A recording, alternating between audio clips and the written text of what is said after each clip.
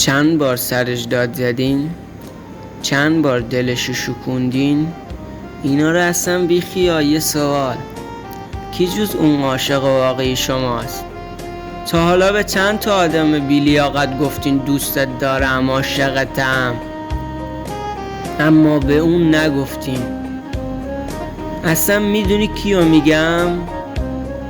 همونی که یه عمر پا به پات راه رفت، بزرگت کرد، تربیتت کرد. آره، مادرت. کسی که از همه چیز، از همه کس واسش مهمتر و عزیزتر.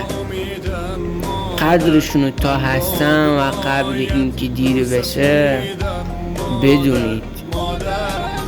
بفرست واسه هرچی مادر هست. دوستت دارم مادر جان.